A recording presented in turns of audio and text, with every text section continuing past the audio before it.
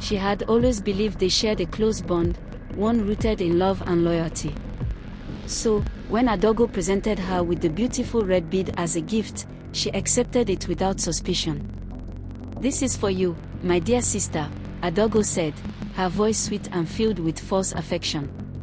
"It will bring you good fortune and keep your marriage strong." Nkemdilim smiled, touched by her sister's gesture. The bead was indeed beautiful, and Nkemdilim eagerly wore it around her neck, believing it would bring her blessings. "Thank you so much, my beautiful sister. I couldn't have asked for another sister. You are simply the best," Nkemdilim said.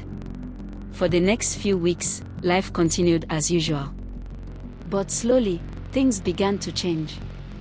Nkemdilim gradually became irritated by her husband's presence, always snapping at him for no reason. Everything her husband did got her pissed off. Any day she wore the bead, she would yell at her husband and insult him for no reason. She complained that he always got the hot, dirty and messed up.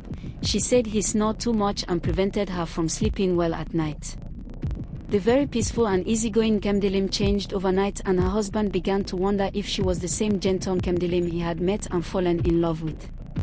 Chibuza, who had always been kind and patient, became increasingly irritable. Small arguments erupted into full-blown fights, attracting the attention of the villagers. Nkemdilim created an ugly scene one day, when she F0'd her husband tearing his clothes. The elders of the village had to gather to beg Chibuza, who said he was done with the marriage. After so much pleading, he forgave her. One day, Chibuza returned from the forest where he had gone hunting for days. Nkemdilim welcomed him warmly and gave him food to eat after he had had his bath, and she gave him a gentle massage. Chibuza, though surprised at the sudden change, he was happy, thinking everything had returned to normal. The next day, Nkemdilim dressed up and was going to the market. She put on the bead and her mood changed again. She stepped out of the hut and saw her husband cutting and neatly arranging some firewood. She became angry immediately. "Did I ask you to help me?" she asked in anger. Her husband was confused. He wondered what he had done wrong again.